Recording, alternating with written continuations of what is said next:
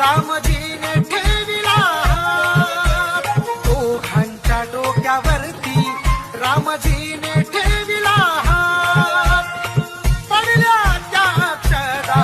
भीमरमाईच्या लग्नात दिसे ती रमा शोभून सुभेदाराची दिसे ती रमा शोभून सुभेदाराची दोघांच्या डोक्यावरती रामजीने ठेविला दोघांच्या डोक्यावरती रामजीने ठेविला पडल्या त्या अक्षदा भीमरमाईच्या लग्नात दिसे ती रमा